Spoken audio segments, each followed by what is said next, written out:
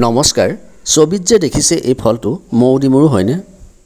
বাটেৰি গৈ থাকোতে এদিন এই গছজোপাৰ প্ৰায় এটা ফল সৰি পৰিল এই সম্পৰ্কে সামাজিক মাধ্যমত এটি পোষ্ট দিয়া হৈছিল কোনোৱে ইয়াক মৌডিমৰু বুলিও অভিহিত কৰিছিল কেইবাজনো বন্ধুক এই ফলটো আৰু গছজোপাৰ ফটো দেখুৱাত তেওঁলোকে মৌডিমৰু নহয় বুলি ক'লে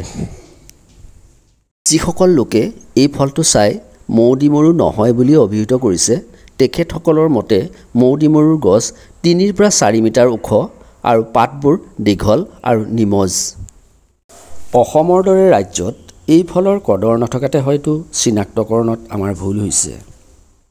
ভাৰতবৰ্ষৰ কিছু ৰাজ্যত এই ফল শুকান কৰি খোৱাৰ পৰম্পৰা আছে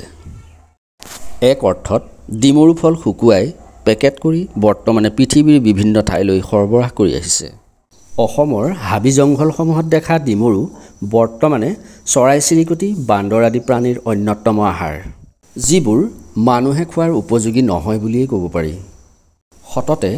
বনৰীয়া ডিমৰু বগা আঠাযুক্ত যদিও ভিডিঅ'টোত দেখুওৱা গছজোপা আৰু ফলটোত তেনে কোনো বগা আঠাযুক্ত পদাৰ্থ দেখা পোৱা নগ'ল ভিডিঅ'টোত যে আমি গছজোপা দেখুৱাইছো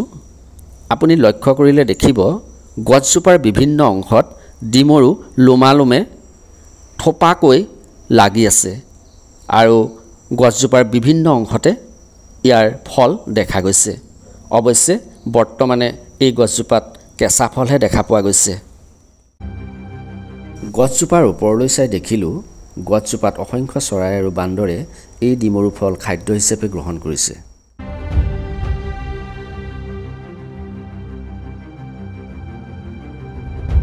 কোৱা বাহুল্য যে গছজোপাৰ ফল পুৰত নৌহওঁতেই এই ফল পশু পক্ষীয়ে গ্ৰহণ কৰাত চিনাক্তকৰণত বৰ অসুবিধা হৈছে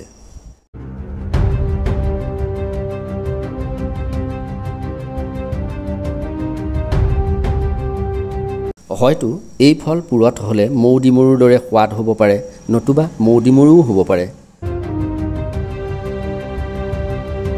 বিজ্ঞজনে ফল আৰু গছজোপাৰ আকাৰ চাই মৌডিমৰু বা খোৱাৰ উপযোগী ফল হয় নে নহয় আমাক জনালে বহুজন উপকৃত হ'ব পাৰিব ডিমৰুক ইংৰাজীত ফিগ হিন্দীত অঞ্জীৰ বুলি কয় এবিধ উৎকৃষ্ট ভেষজ দ্ৰব্যৰে পৰিপূৰ্ণ মানৱ শৰীৰৰ বাবে এবিধ উপকাৰী ফল